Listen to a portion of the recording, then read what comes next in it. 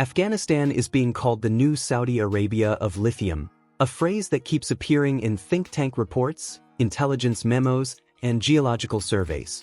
But what does it actually mean? And why are world powers suddenly looking at Afghanistan with renewed interest? Not because of war, but because of minerals.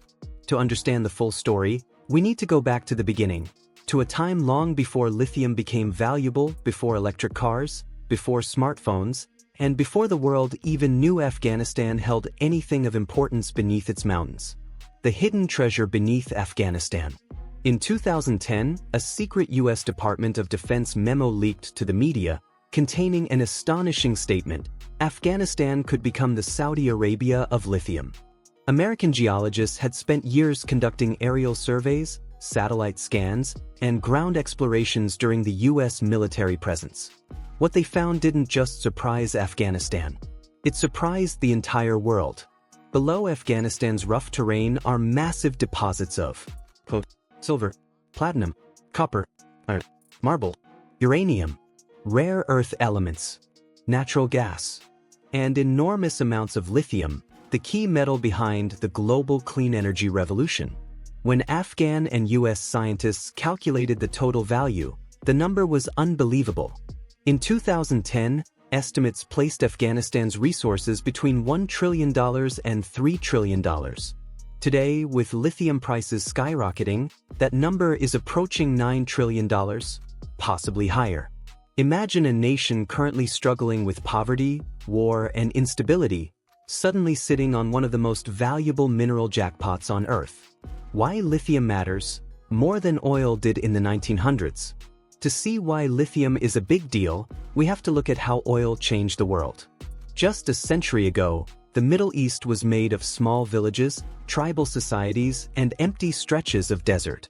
Everything changed when oil was discovered in Iran in 1908. That discovery triggered a chain reaction. Saudi Arabia found oil. Iraq found oil. Kuwait found oil. The UAE found oil.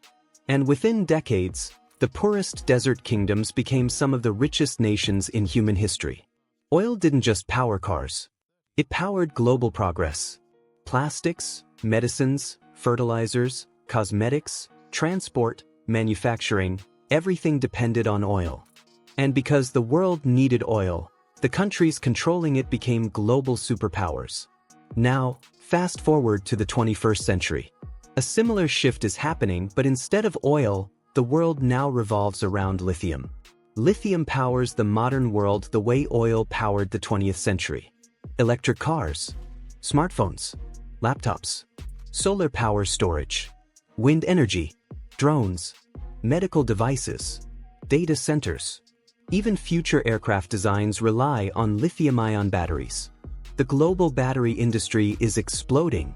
The lithium-ion battery market is expected to exceed $200 billion by 2030.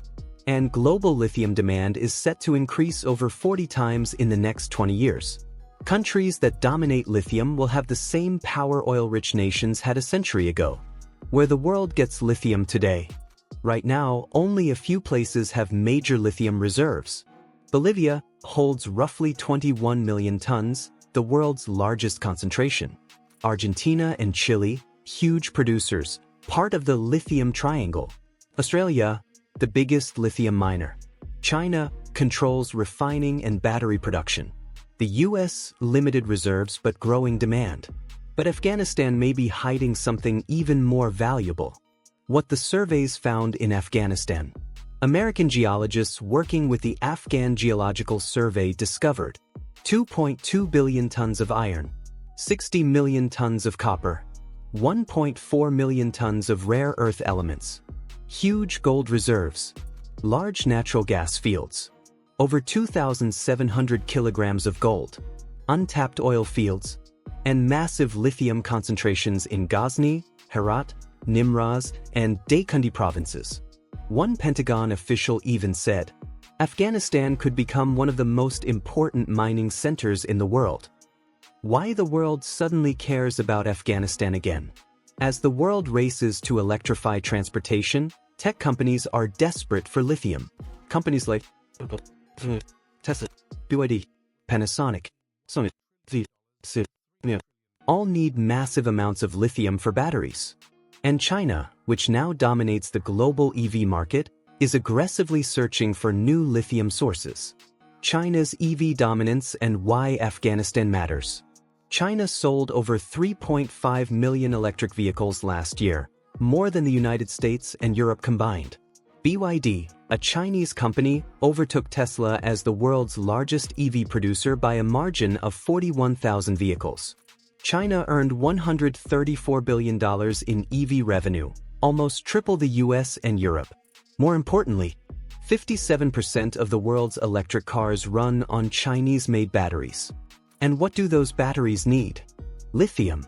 China is buying lithium mines in Bolivia, Argentina, Chile, Mexico, Zimbabwe, Congo, and now it's looking at Afghanistan. Why Afghanistan is important for China's strategy. China has three major motivations. Secure lithium for the next 50+ years. Support its Belt and Road Initiative. Counter US influence in Asia. Unlike most countries, China has openly engaged with the Taliban government. Only China, Pakistan, and North Korea officially recognize the Taliban. China's message is simple. We don't care about your politics. We care about your minerals. China's multi-billion-dollar deals.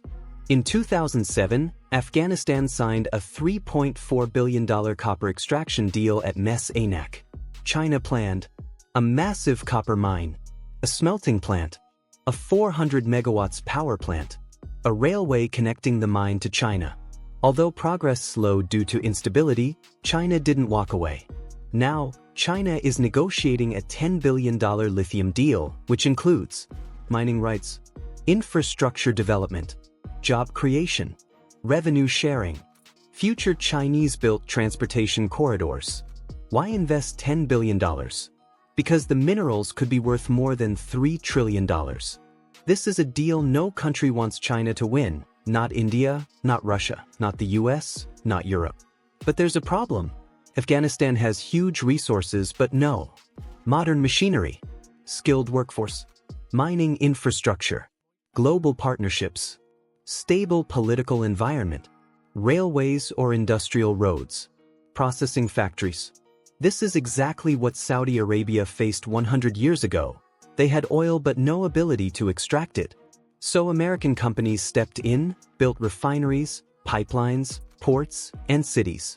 History may now be repeating itself, but this time, with China playing America's old role. Could lithium transform Afghanistan? If Afghanistan successfully taps its lithium reserves, the country could earn hundreds of billions annually. Millions of jobs could be created. New roads, railways, and factories could be built. Entire cities could rise. Afghanistan could dominate the battery supply chain. The global balance of power could shift. The Taliban's economy could stabilize. Regional alliances could be reshaped. But the reverse is also possible. If foreign powers exploit Afghanistan without building local capacity, if corruption takes over, if instability continues, if mining becomes controlled by militias, then Afghanistan's lithium could turn into another decades-long conflict. India's growing interest. India, now the second-largest mobile phone producer in the world, also needs lithium. The Modi government is actively seeking lithium partnerships as EV sales surge across India. Access to Afghan lithium could boost India's tech manufacturing, reduce dependence on China, support India's electric vehicle plans, strengthen its telecom industry. India sees Afghanistan as a strategic opportunity, but also a geopolitical challenge. So what happens next? This brings us to the ultimate question. Is Afghanistan truly the new Saudi Arabia of lithium? The potential is massive. The global demand is exploding, and the world is watching closely. But whether Afghanistan becomes wealthy like Saudi Arabia or becomes another victim of resource exploitation depends on decisions made in the next few years. What do you think? Is Afghanistan destined to become a lithium superpower? Or will global politics prevent it from taking that path? Let us know your thoughts in the comments. And thank you for watching.